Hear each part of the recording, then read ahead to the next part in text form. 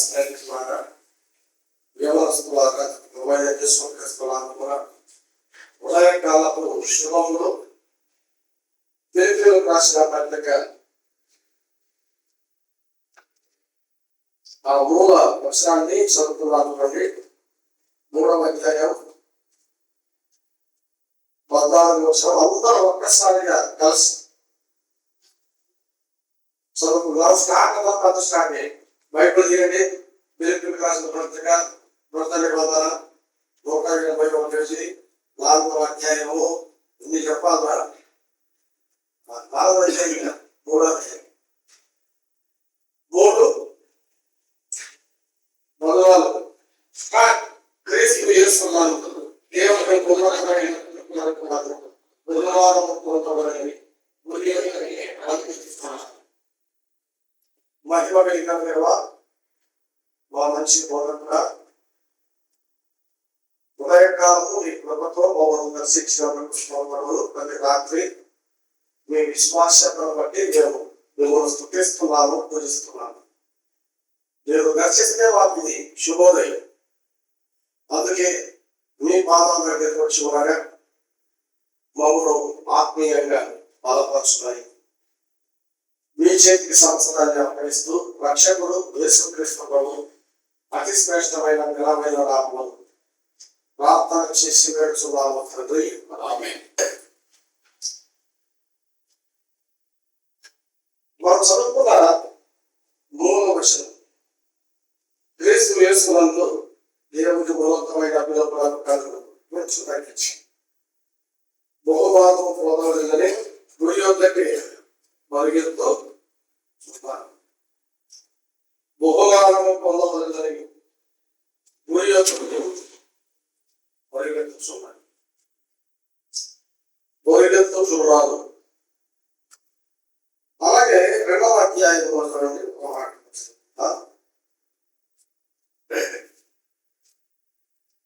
తెలుగు రాసిన పత్రిక 2వ అధ్యాయంలో 16వ వచనాన్ని వస్తుంది. 2:16. అట్టి జనము మధ్య మీరు జీవవాక్యము చెప్పవాలి. లోకమందు జ్యోతుల వలె కనబడుచున్నారు. అందువల్ల నేను వ్యర్థంగా పరిగెత్తలేదు. నేను పడిన కష్టము నిష్ప్రయోజనము కాలేదనియు క్రీస్తు దినమున నాకు అతిశయ కారణము కలుగు. నేను వ్యర్థంగా పరిగెత్తలేదు, పరిగెత్తుచున్నాను. అది 3వ అధ్యాయం 14వ వచనము. అలాగే 2:16లో నేను వ్యర్థంగా పరిగెత్తలేదు. 2వ వార్త వాసన ఉంచుకుందాం. దేవుడు రాసిన పత్రిక కొంచెం నిన్న రాణివారం పట్టి వల్ల కొంత ఉపజ్ఞానాన్ని నేను చెప్తాను. రాణివారం దేవుడు రాసిన పత్రిక ఇది దైవిక ఆనంద సంతోషాల నివేదిక. క్రీస్తు శ్రమలో కూడా నలబడుతూ పరమానందాన్ని సహోదర ప్రేమ మహిమల సువాసనల సమానాయిక, ఆత్మీయ పరిణితి గల సౌందర్య కళామాలిక, అద్భుతమైన ప్రేమానురాగాల సుస్వర పేటిక, చదువులకు ధ్యాన పనులకు ఇది చక్కని నీతి చంద్రిక. ఇదే ఫిలిప్పీ పత్రిక ప్రధాన పీఠిక, ఆత్మానంద ముద్రిక, పౌరు మానస ముద్రిక. ఈ పత్రిక మూర్ఖ వక్ర జనము మధ్య తేజోమయ దీపిక. పిల్లల నేను చెప్పిన వారి నుండి ఈ పత్రిక యొక్క స్వభావం, లక్షణాలు, ఆ పత్రికలో ఉన్న సంగతులు, సత్యాలు కనుక ఖండాంతరములకు విస్తరించిన సువార్త మన సాక్ష్యమే. ఐరోపా ఖండములో ప్రారంభ సంఘం, అద్భుతమైన కాలాఖండ ఈ ఫిలిప్పీ సంఘం. పౌలు అపొస్తల కార్యముల గ్రంథం 16వ అధ్యాయంలో పౌలు శీలలు చేసిన సువార్త పనికి సాక్ష్యం మాసిదోనియా ప్రాంతంలో, ఫిలిప్పి పట్టణంలో, రోమా సైనిక పురిలో ఏర్పడిన ఈ సంఘం. ఇదంతా అపొస్తలుల కార్యముల గ్రంథం 16వ అధ్యాయంలో ఉపయోగించారు. చదువుకొని రమ్మని కూడా చెప్పారు. అపొస్తలుల కార్యముల గ్రంథం 16వ అధ్యాయంలో సంఘము ఎలా ఉద్భవించిందో భాష. ఇందులో ప్రాముఖ్యమైన విషయాలు చాలా కూడా ఆనందం అనేది ఇందులో ముఖ్యమైన అంశం. 12 సార్లు సంతోషం, ఆనందం ఆయన మాటలు కావాలి లెక్కించారా? 13 సార్లు.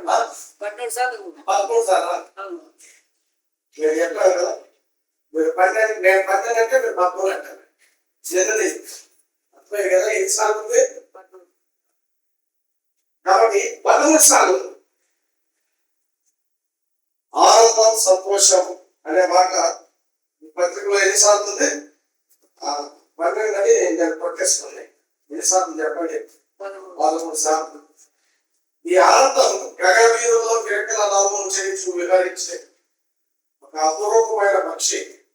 ప్రతి క్రైస్తవుని పెంపు జంతువై ఉండాలి. ప్రతి రోజు మన హృదయంలో మనం ఏమున్నా చెప్పండి, ఆనందం, సంతోషం. క్రైస్తవుని మధ్యలోని ఇది ఈ ఆనంద సంతోషం. క్రీస్తులు అనుసరించేవాడు కడు పేదరికమైన రెండు శ్రమ హింసల మధ్య అయినా కూడా సంతోషంతో వాటిని స్వీకరించి వాటి ఏంటి ఆనందిస్తూ ఉంటారు అని చెప్పడం నీకు బౌద్ధుడు సంతోషించలేదు, సిగ్గుపడలేదు. ఈ పత్రికలో పాపం అనే మాట కలవడంత మాట్లాడ పాపం లేదనే ఉంది, కానీ పాపము అనే మాట మాయడానికి బౌద్ధుడు ఎందుకో సంతోషించాడు, సందేహించాడు. కాబట్టి ఆ మాట ఈ పత్రికాంతంతో కావాలి. ఈ సంఘం శ్రమానుభవంతో జరించింది, కానీ సంతోషంతో ఆనందంతో కేంద్రం కోరుతుందా?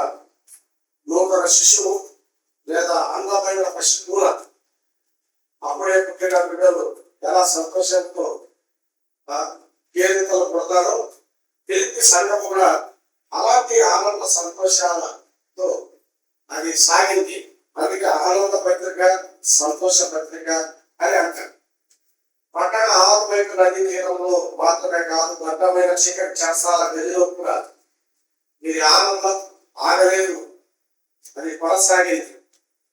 బౌలు శీలలో చెక్కులకు సంఖ్యలు, బొందలు వీపు బ్రద్దలుగా వర్ణాలతో కొట్టినా వారి గీతం ఆగలేదు, చెరసాలు వారి సంతోషం ఆగలేదు, వారి ఆనందం ఆగలేదు. అది అలాగే కొనసాగింది.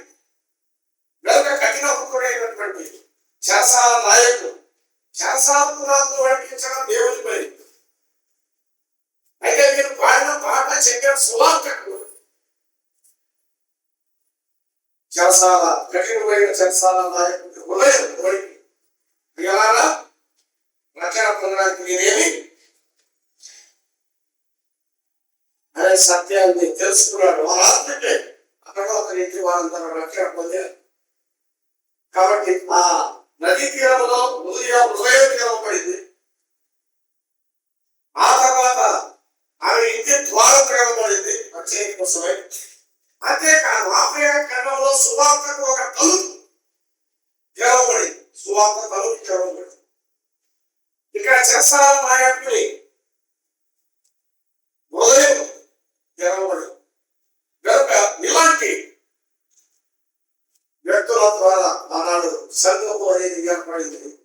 ఆ సంఘము పేరే ఫిలిప్పీయులకు రాసిన పత్రిక. ఇది ఈ పత్రిక యొక్క గుణాలు. చెప్పాలంటే ఈ పత్రికలో చాలా విషయాలు ఉన్నాయి, కానీ 4 అధ్యాయాల్లో 4 మాటలు గుర్తుపెట్టుకునే చెప్పారు. ఇలా మొదటి అధ్యాయానికి ఏం పేరు పెట్టుకున్నా చెప్పండి? గుర్తుపెట్టుకోండి. మొదటి అధ్యాయం చెప్పండి. నా ఆశ ఆసక్తిగా చెప్తాను. ఆశ ఆసక్తి చెప్పారు. మొదటి దేని చెప్పండి? ఆశ. నా ఆశ ఇస్తే. రెండవ అధ్యాయం నా ఆదర్శం. ఏ మాటను బట్టి ఆ మాట అనుకున్నాము? క్రీస్తు యేసు కలిగిన ఈ మనస్సు పేరును కలిగి ఉన్నాడు. కాబట్టి నేను కలిగి ఉన్నాను ఆ మనస్సు. నా ఆదర్శం క్రీస్తు. మా ఆదర్శం క్రీస్తు కావాలంటే 3వ అధ్యాయం చదవాలి. యేసు క్రీస్తు సమస్తాన్ని విడిచిపెట్టి ఆ భూలోకానికి వచ్చాడు. 3వ అధ్యాయంలో పౌలు కూడా తన గోత్రాన్ని, తన వంశాన్ని, తన ఆశీర్వాదాన్ని, తన సాంప్రదాయాన్ని, తన మతాన్ని అందరికీ విడిచిపెట్టి ఎక్కడికి వచ్చాడు? యేసు క్రీస్తు దగ్గరికి వచ్చాడు. పౌలు భూలోకంలోనే ఉండేది. యేసు ప్రభు భూలోకానికి వచ్చాడు. పౌలు ఎక్కడికి వచ్చాడు? క్రీస్తు వద్దకు వచ్చాడు లోకంలో నుండి. కాబట్టి నా ఆదర్శం క్రీస్తు, నా ఆశ క్రీస్తు, నా ఆదర్శం క్రీస్తు. 3వ అధ్యాయం నా ఆశయం క్రీస్తు. ఎందుకంటే గురి యొక్కకే నేను పరిగెడుతున్నాను. నా గురి క్రీస్తే. My goal. మొదటి అధ్యాయంలో మై చీల్. 2వ అధ్యాయంలో మై మోడల్. లేదా my role. My zeal, my role. 3వ అధ్యాయంలో మై గోల్. కదా నా గురి, నా నిరీక్షణ క్రీస్తే. నా ఆశయం క్రీస్తే. నా సాధన క్రీస్తే. 3వ అధ్యాయం. 4వ అధ్యాయంలో నా ఆనందం, నా అభిలాష, నా ఆనందం క్రీస్తు. నా సంతోషం క్రీస్తు. నా ఆనందం క్రీస్తు. నా ఆనందం క్రీస్తు. అధ్యాయం మర్చిపోయింది. ఈ ఉదయకాలం 3వ అధ్యాయంలో ఒక మాట మనం చదువుకున్నాం కదా. ఆ 3వ అధ్యాయం క్రీస్తు యేసునందు దేవుని ఉన్నతమైన పిలుపు కలుగు బహుమానము పొందవలెనని గురి యొక్కకే నేను పరిగెడుతున్నాను.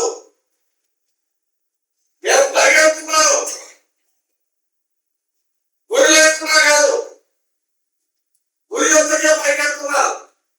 ఈ లోకాన్ని 2 రకాలుగా చేసేయాలి. గురి కలిగిన వారు, గురి లేని వారు. ఒకడు గురి ఎందుకైనా పరిగెడుతున్నాడు, ఇంకొకడు ఆ గురి లేకుండా పరిగెడతాడు. గురి లేకుండా పరిగెత్తే వాడు దేని చేస్తున్నాడు? గురి. అంటే గురి ఎందుకైనా పరిగెడతాడు, లేదా గురి ఎందుకైనా పరిగెడతాడు. అంతే. క్రీస్తు లేకుండా పరుగు. అది నీకు గురి కాదు, అది నీకు ఉరి. పక్షి గురి ఎందుకు బాధపడినట్టు. చాలా మందికి గురి ఉండదు, లక్ష్యం ఉండదు. ఎప్పుడైతే ఒక గురి అనేది ఉంటుందో ఖచ్చితంగా ఒక ఉద్దేశం అనేది ఏర్పడదు. ఏంటి నా ఉద్దేశం? నా జీవితానికి ఒక ఉద్దేశం. గురి అయినప్పుడు నీకు పర్పస్ లేదు. నీకు పర్పస్ లేదు.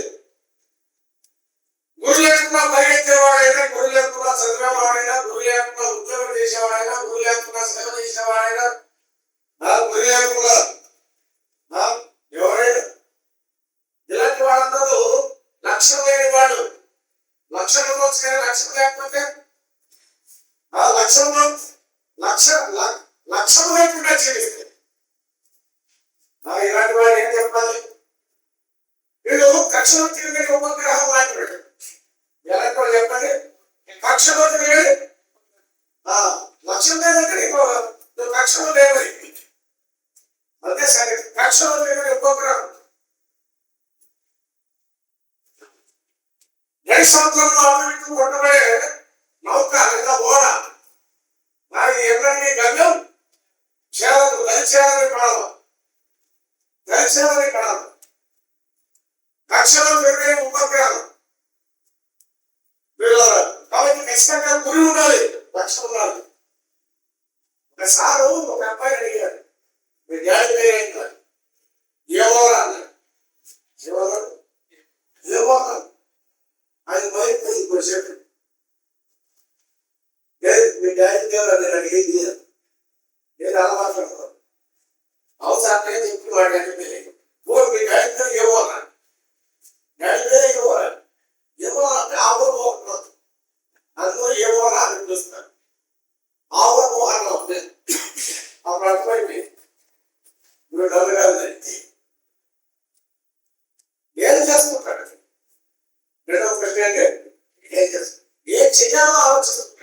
కానీ ఏం చేయి ఏమి ఏం చెయ్యాలో కానీ ఏం చేయి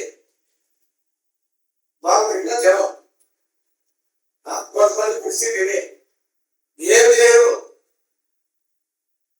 నేను చిన్న పిల్లలు అడిగాను ఏమవుతావు కరెక్ట్ అవుతాయి అప్పుడు బలి చెప్పి చిన్నప్పుడు చిన్నప్పుడు దగ్గర ఉన్నారు. ఆ చిన్నప్పుడు బాగా సతాయిస్తారు ఎవరిని సరే కరెక్ట్ అవుతారని ఏం చెప్తాను అనుకుంటే నేను బాగా చిన్నప్పుడు అనుకున్నాను. సరే కరెక్ట్ ఏదో అంటే ఏదో ఉన్నది విషయం అనుకుని ఏమవుతామండి కరెక్ట్ ఏమవుతాం దీనికి మొక్కలు చేస్తానండి ఎవరు ఏం చేయలేదు ఎందుకు అది ఊరికే సతాయిస్తాను సరే దాంట్లో ఇదే ఏమేమి మొక్కలు ఉంటే డాక్టర్ ఉంటాడు ఏమైతే నేను డాక్టర్ అవుతాను. సరే దీనికన్నా ఎప్పుడో తెలుసుకోవాలని ఎందుకు డాక్టర్ అవుతామని దీనికి శూన్య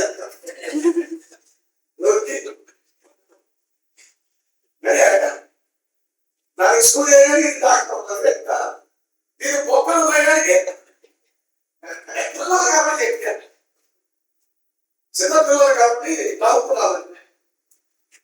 మన పిల్లల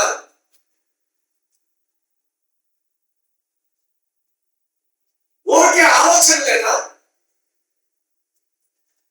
ఒక లక్ష్యం ఉండవద్దా?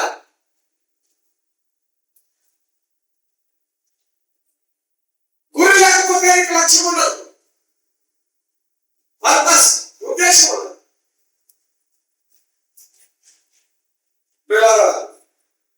పౌరుకు గురి ఉంది అందుకే పరిగెత్తుతున్నాడు. పరిగెత్తడం మాత్రమే కాదు కానీ 2వ అధ్యాయం 12వ వచనంలో క్వశ్చన్ చెప్పాడు కదా ఏమన్నా చెప్పండి నేను వ్యర్థంగా పరిగెత్తలేదు అంటే అది ఇంకో రకంగా చెప్తున్నాను. నా పరుగు వ్యర్థం కాదు, నా పరుగు వ్యర్థం కాలేదు, నా చదువు వ్యర్థం కాలేదు, నా కష్టం వ్యర్థం కాలేదు, నేను పడిన ప్రయాస వ్యర్థం కాలేదు. దేవుడు ఈ లోకాలలోకి పంపించాడు కదా ఈ జీవితం ఈ లైఫ్ చెప్పండి వ్యర్థం వ్యర్థంగా పరిగెత్తే వాళ్ళు చాలా మంది ఉన్నారు, వ్యర్థంగా జీవించే వాళ్ళు చాలా మంది ఉన్నారు, వ్యర్థంగా కాలాన్ని గడిపే వాళ్ళు చాలా మంది ఉన్నారు.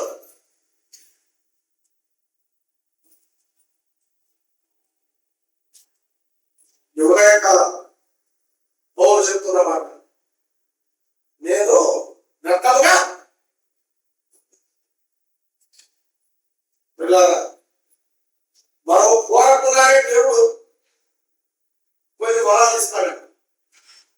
కోరితే వరాలు ఇవ్వడమే కష్టం అంటారా ఏదో కానీ కోరకపోయినా 5 వరాలు ఇచ్చాడు ప్రతి ఒక్కరికి.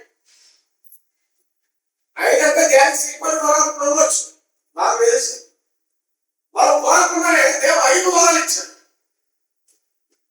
కానీ 5 వరాలను మనము ఉపయోగించుకుంటున్నారా వ్యర్థం చేసుకుంటున్నాం. ఏంటి ఆ వరాలు 5 వరాలు? వృద్ధాప్యానికి పూర్వం నీ యవ్వనం, వృద్ధాప్యానికి పూర్వం నీ యవ్వనం, ఈ యవ్వనం అనేది దేవుడిచ్చిన వరం. నువ్వు అడగలేదు నాకు యవ్వనం ఇవ్వమని, అది దేవుడి వరం అయితే దేవుడి కృప అంటే అది అలాగే ఉండదు, ఆ బలం అలాగే ఉండదు, ఆ వయసు అలాగే ఉండదు, ఆ నివేదికలు అలాగే ఉండవు, ఆ శక్తి అలాగే ఉండదు, ఆ చూపు అలాగే ఉండదు. నీకు కూడా తెలుసు. ఒకరోజు ముసలి ముచ్చుకొస్తుంది, ఆదిలో ఇంటి కావాలి అడుగుతున్నారు.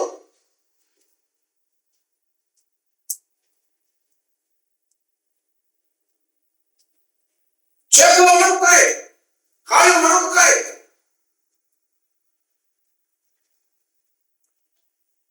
తల నెలిసిపోతుంది. నిద్రలో పెట్టకుండా వేస్తున్నాడు.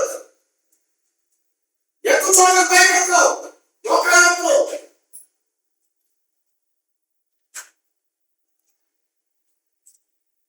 సంగీతం చేసి స్త్రీలు ఈ నాదం స్వరం మార్చబడుతుంది, బలహీనమవుతుంది.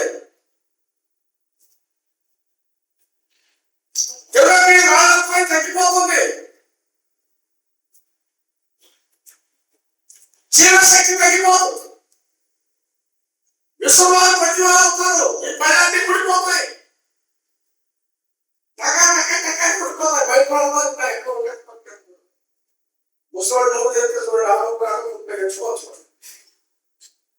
ఈ వైపు ఊరుండే ఆ వైపు ఆపరే కడతా ఉంటారు. చాలా వైద్యులు ఎదురు విషయాలు చెప్తున్నాము. నా దేవుడు ఇచ్చిన ఈ యవనం అనేది దేవుడు ఇచ్చిన వారిని వృద్ధాప్యానికి ముందు ఈ యవనం దేవుడు ఇచ్చిందే.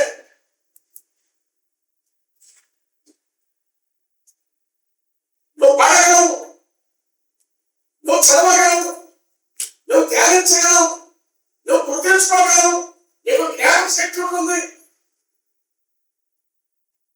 ఏదైనా చేయాలంటే ఇది సరైన వయసు.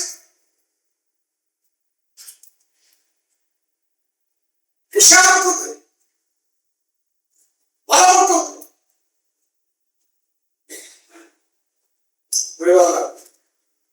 ఇలాంటి యవనాన్ని నువ్వు గతంగా నడుపుతున్నావు. ఆలోచించి నీ బలాన్ని నువ్వు వ్యర్థం చేస్తున్నావు.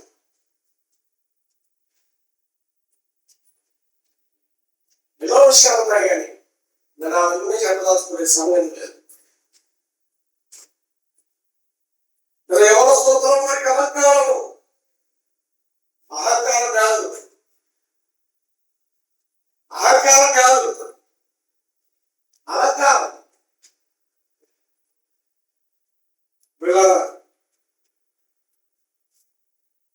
ఎవరస్తూ బలవత్తు చేతిలో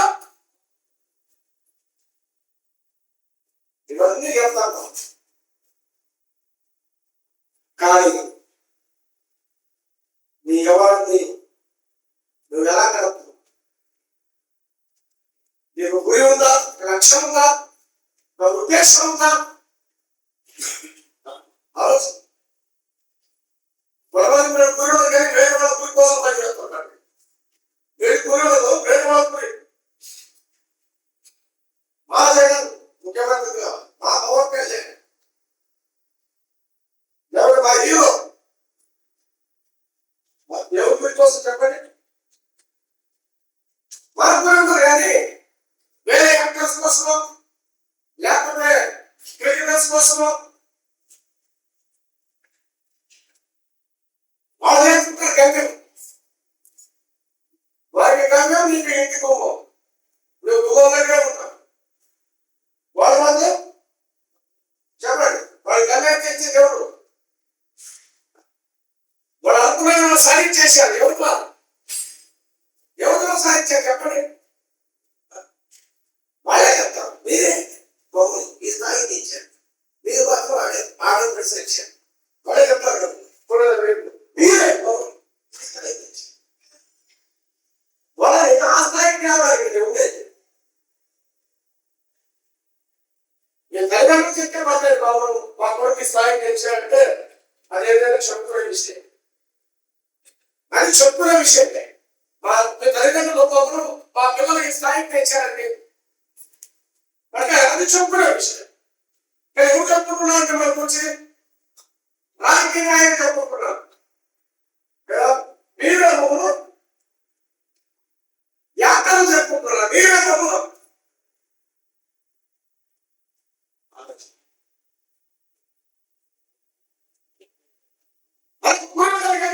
గురి కోసం గురిలో అమలే చేస్తారు. గురి నేను ఒక లక్ష్యం ఎక్కువ ఇంకొకరి కోసం పనిచేస్తానంటే మరి కొంతమంది విషయం ఎత్తుకుంటారంటే ఉంటుంది. దాన్ని ఈ పిల్లల మీద ఉంటుంటాయి. వాళ్ళ తల్లిదండ్రులు నేను డాక్టర్ కావాలనుకున్నారా, నేను కాలేకపోయింది. కాబట్టి నువ్వేం కావాలి? డాక్టర్ కావాలి. డాక్టర్ దగ్గరికి తీసుకోకపోతే చంపేసినప్పుడు మమ్మీ నువ్వు క్యాబినెట్ డాక్టర్ ఇంజక్షన్ ఇంజక్షన్ సూర్యుడు ఇవేం కావాలి? ఇప్పుడు వాళ్ళ అమ్మ కోరిక నాన్న కోరిక సూర్యుడు వాళ్ళ అమ్మ నాన్న కోరిక ప్రకారం ఏం కావాలా? డాక్టర్ కావాలి. కొంతమంది తల్లిదండ్రులు వాళ్ళకుండే లక్ష్యాలు, వాళ్ళకుండే గురి, వాళ్ళు ఏం కాలేకపోయారో వాటిని తెచ్చి ఎవరు ఎదుగుతారు? ఇలాంటి వాళ్ళు తప్పలేదు. అది తప్పే, ఇది తప్పే, అది తప్పే, ఇది తప్పే. కాబట్టి మనము గురి కలిగి దేవుడు మనకి ఇచ్చిన వారు పైకి పోవాలి. మనలో మొదటి అంటే వృద్ధాప్యానికి ముందు నీ ఎవరు దేవుడు ఇచ్చిన వారు దూరస్తులారా, మీరు బలవంతులు కాదు. మరి దుష్టుడు మీరు జయించారు. దుష్టుని జయించే శక్తి మీకుంది, ఆ బలం మీకుంది. మీరు నిలబడగలరు, మీరు చేయగలరు, మీరు పరిగెత్తగలరు, మీరు పట్టుకోగలరు, మీరు పొందగలరు. ఆత్మీయంగా మీరు రాణించగలరు. బరువు పెట్ట ముసుగులో పెట్టు పడతారు. అవగాహన ఎవరు పెడతారు చెప్పండి? బరువు పెట్ట ఎవరు పెడతారు? ఎవరు ఆలోచన ఎదురు మీరు బాధపడుతుంది, మీరు ఉత్సాహపడదు కనుక ఆ ఎవరికి సరైన రీతిగా వాళ్ళకి సాధారణ మీరే కావాలి, దేవుడికి మీరే కావాలి. మరి నీ గురి ఎటువైపు, నీ దిశ ఎటువైపు, నీ బలం ఎటువైపు, నీ గమ్యం ఎటువైపు?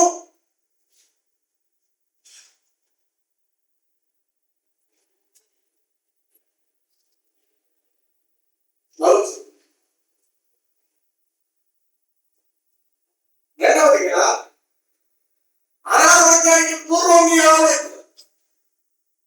దేవుడు ఇచ్చిన నువ్వు అడగలేదు, నువ్వు అడగకపోయినా ఇచ్చిన 5 వారాలు. రెండవదైతే అనారోగ్యానికి పూర్వం నీ ఆరోగ్యం. ఆరోగ్యం దేవుడిచ్చింది. ఇప్పుడు అనారోగ్యంగా ఉన్నావు, వెనుకప్పుడు ఆరోగ్యంగా ఉన్నావు. ఏం చేశావు?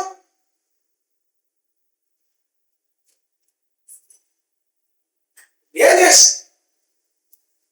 చర్చికి రావాలనుకున్నాను, కాకపోతే నేను పడకలేదండి లేవలేక.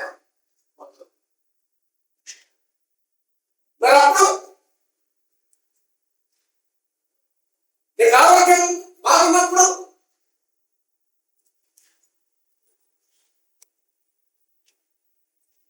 దేవుడిచ్చిన ఆరోగ్యాన్ని మనము, ఇది దేవుని బహుమానం, దేవుని వరం, దేవుడు ఇచ్చిన, నేను కోరకపోయినా దేవుడు ఇచ్చాను నాకు ఆరోగ్యం. మనం వెంటనే అడుగుతాను, నీకు చేస్తున్నాను వరుసగా మామూలు ఎందుకు అడుగుతారంటే పాపం. షుగర్ ఉంటే షుగర్ లేటి ఇద్దామంటే, బీపీ ఉంటే సాధారణమైన భోజనం పెడతాం. ముందు లిస్ట్ అడుగుతారు, ఇప్పుడు షుగర్ ఉంటే బీపీ ఉంటే అంతా ఇద్దాం మంచివాడు పిల్లలు.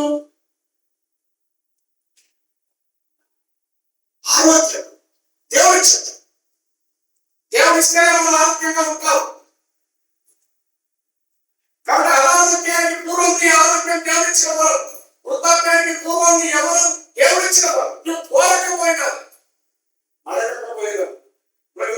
జీవితంలో దేవుడు అనుగ్రహిస్తున్నాడు. ఈ విషయం మీకు తెలుసా? మూడవదిగా లేవి కుటుంబం నీ కలిగి నీ ఆస్తి, లేవి కుటుంబం నీ కలిగి. ఇప్పుడు నువ్వు కలిగిలో ఉన్నావు, ఒకప్పుడు లేవికి రావచ్చు. కలిగిలో ఉన్నప్పుడు నువ్వేం చేయాలి?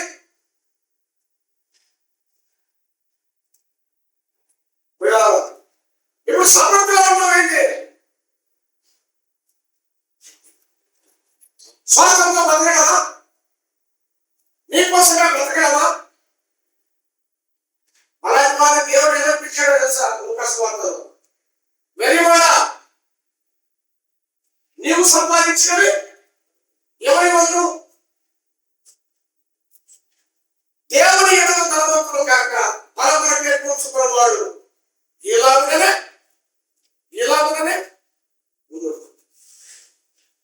దేవుని ఎడల తలవంతులు కాక పరపరకే కూర్చుకున్న వాడు,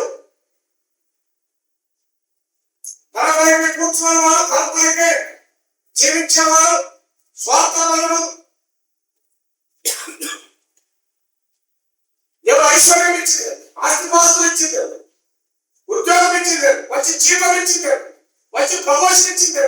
నేను కలిగిన ఎందుకు వచ్చాను? నేను కలిగిన ఎందుకు వచ్చాను? ఒకవేళ లేవి వస్తుంది, లేవికి ముందు నీ కలిగి దేవుడు ఇచ్చింది. దేవుని ఐశ్వర్యం, దేవుని వరమని.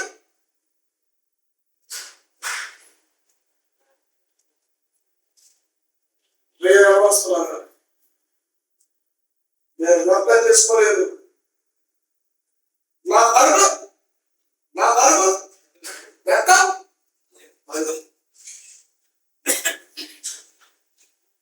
ఊరికే చెప్పలేదు, ఎదురుగా ఫలితమే.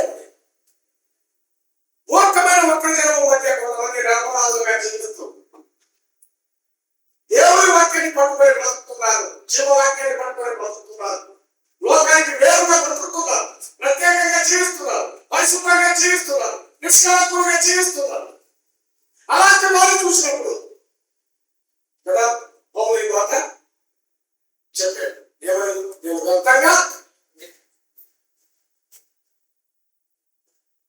ఫలితం కనబడి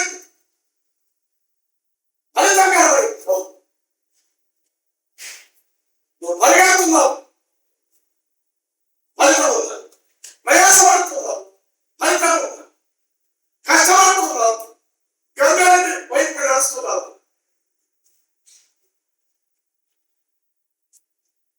ఉదయకాలం మూడవదిగా నీ పనులలో తలముడిగా కాకముందు నీ తీరిక సమయం, ఒకరోజు నేను రాయకుండా నేను చాలా బిజీగా ఉన్నాను కదా, నా తల నిండా బాగున్నాయి, నా వల్ల కావడం లేదు అని చెప్పుకునే ఒక రోజు వస్తుంది. దానికి ముందు ఇప్పుడు నువ్వు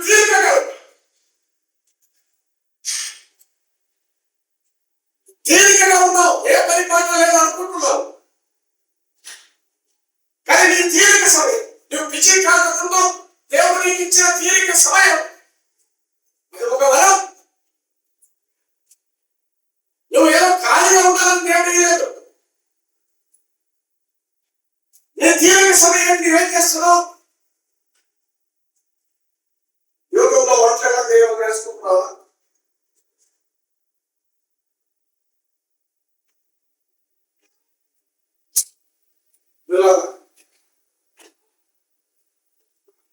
అసలు ఏం చేస్తావు?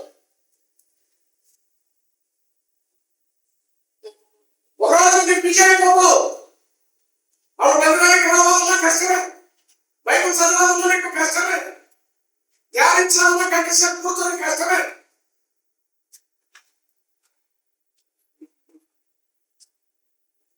పిల్లలతో కష్టం, కుటుంబంతో కష్టం, వ్యాపారంలో మధ్య కష్టం, విపరీతమైన ఫోకస్ కష్టం. ఇప్పుడు ఒక సమయం ఉంది, తీరిక సమయం ఉంది.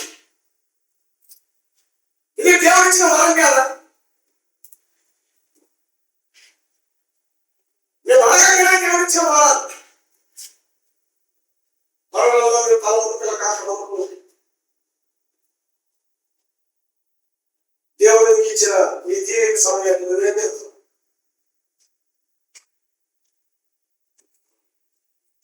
వ్యక్తంగా కలుగుతున్నాం, వ్యక్తం చేసుకుంటాం.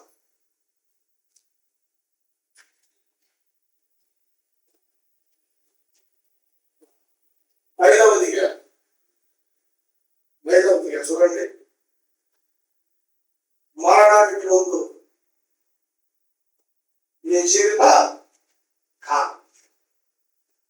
మరణానికి ముందు నీ జీవిత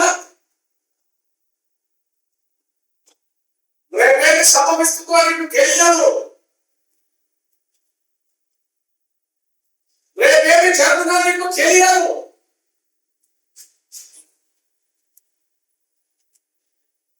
ఎవరో బయటికి చెప్పకపోయినా వాళ్ళ తల్లిదండ్రుల దగ్గర చెప్తారు, వాళ్ళ దగ్గర మాత్రం చెప్తారు. నాకు నువ్వేం చెప్పాల్సిన పని లేదు, నాకు అంతా తెలుసు.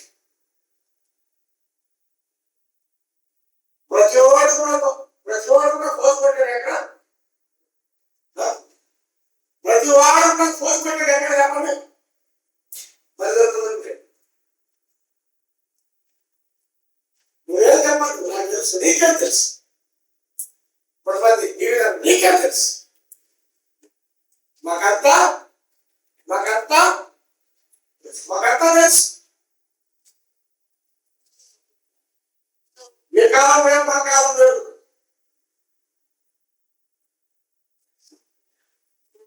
మీరు రాజు చెప్పారు కదా, ఆ కాలం ఎట్లాంటి చెప్పండి. తల్లిదండ్రులు చెప్పారు, పెద్దలు చెప్పారు, తల ఉంచుకొని ఒకే ముందు పెద్దలు చెప్పారు,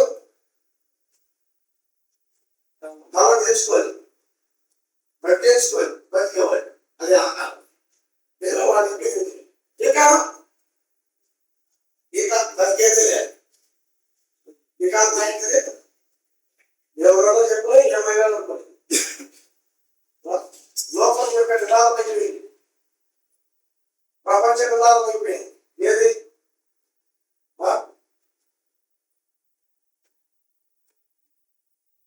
తగ్గి చేయడం చలం.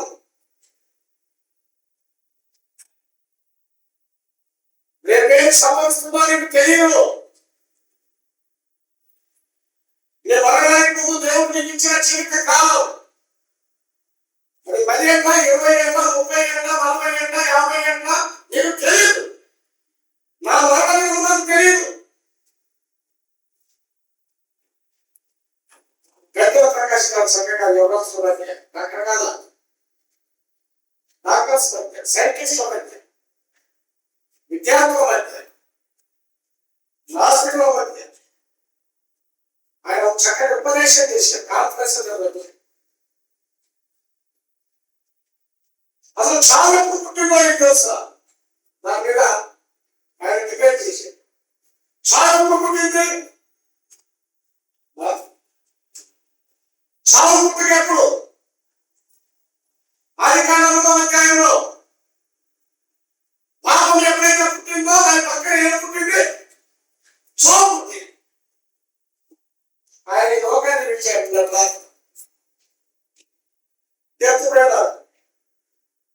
డిబేట్ చేశారు. దైవజనుడు పౌరులు ఉంటాడు. పిల్లల ఎందుకు విషయాలు చెప్తున్నారంటే అంత డిబేట్ చేసిన చెప్పేది నేను లోకాన్ని ముగిస్తాను. పౌరులు తెలియదు. ఈ రెండింటి మధ్య నేను ఎరుకలు పడ్డాను. ఏ రెండింటి మధ్య బ్రతకాలని ఉంటే చనిపోవాలని బ్రతుకులా క్రీస్తే, బ్రతికినా క్రీస్తే, చావైతే అసలు రెండింటిలో ఏం కోరుకోవాలో నాకు తెలియలేదు. ఏమో యేసుప్రభు గారికి ఛాయిస్ ఇచ్చినట్టు ఇచ్చాడు. వస్తావా ఉంటావు, నువ్వు నేను గడైపోయి క్రీస్తునామం కూడా ఉన్నానని ఆశ ఉంది. కానీ నేను నా ఆశ తీర్చుకోవడానికి నేను స్వార్థపరుడు కాదు. 26వ వచనం చూడండి, మొదటి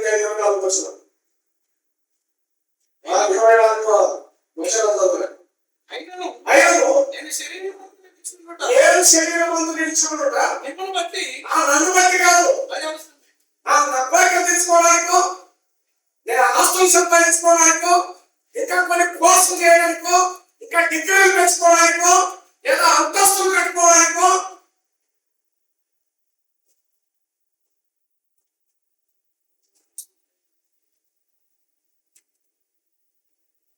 కాదు. శరీరం ముందు నిలిచినట మిమ్మల్ని బట్టి, మిమ్మల్ని బట్టి, అవసరమైంది. మిమ్మల్ని బట్టి మరీ అవసరమైంది. అవసరమైంది. బాబు నీకు ఆశ ఉండవచ్చు, నీకు ఆశయం ఉండవచ్చు, నీకు కొన్ని ఆదర్శాలు ఉండవచ్చు, నీకు కొన్ని ఆనందాలు కూడా ఉండవచ్చు. నీ ఆశ పక్కన పెట్టు, నీ ఆనందాలు పక్కన పెట్టు, నీ ఆశయాలు పక్కన పెట్టు.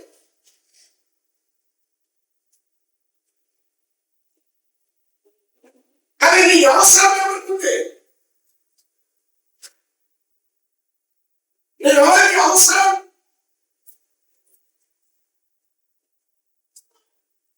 ఓ ఫిలిప్పీయులారా, ఓ ఫిలిప్పీ విశ్వాసులారా, శరీరంలో నిలిచి ఉండడం మిమ్మల్ని బట్టి నాకు అవసరం, మిమ్మల్ని బట్టి అవసరమైంది. నా అవసరం కాదు, ఈ అవసరం. వెళ్ళిపోవడం నాకు మేలు, అది నా ఆశ, అది నా గడ్డం, అది నా లక్ష్యం, అది నా వాంఛ. చిరకాల కోరిక, నా చిరకాల కోరిక మీద పక్కన పెడతా. కానీ నా అవసరం నీ సంఘానికి, సంఘం కోసం, విశ్వాసం కోసం. అమెరికా ఉద్యోగం బట్టి ఎగిరిపోతారు, విమానం కంటే ముందే ఇక్కడే తప్పదు.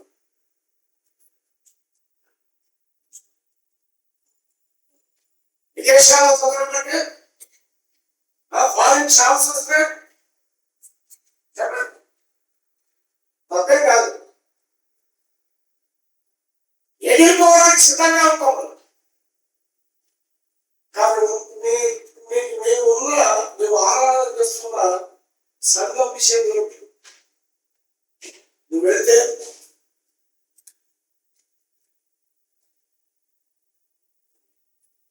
అక్కడ పరిచయం చేసేవాళ్ళు, అక్కడ పాడేవాళ్ళు, అక్కడ దర్శించేవాళ్ళు, పెద్దలకు సహాయం చేసేవాళ్ళు, పరిచయం చేసేవాళ్ళు, సహకరించేవాళ్ళు. నీ ఆశ కాదు, ఎక్కువ ఆశ కాదు, నీ అవసరం. యేసుప్రభువు ప్రశ్న అడిగారు, పొరుగు వారి గురించి ప్రశ్న. అయితే నా పొరుగు వాడు అన్నాడు, పొరుగు వారి గురించి మంచి సమయాన్ని కథ చెప్పాడు యేసుప్రభువు. కానీ నా పొరుగు వాడు ఎదువైన పొరుగు వారిని దేవుడిని ప్రేమించవలను, ఎదువైన పొరుగు వారిని ప్రేమించవలను ధర్మశాస్త్రం సారథిది అని చెప్తే, మరి నేను ప్రేమించడానికి నా పొరుగువాడు, నా పొరుగువాడు అని ప్రశ్నించాను. ఒక శాస్త్రం లోకస్వం యేసుప్రభువు మంచి సమయాన్ని కథ చెప్పాడు. అందులో ఒక లేవీయుడు ఉన్నాడు, అందులో ఒక యాజకుడు ఉన్నాడు, సమరయుడు ఉన్నాడు. ఈ ముగ్గురులో ఎవరు పొరుగువాడు అని వాడికే చెప్తే, ప్రేమ చూపిన వాడే ఎవరు? ప్రేమ చూపిన వాడే పొరుగువాడు. ప్రశ్న ఏంటి? ఆ శాస్త్ర ప్రశ్న,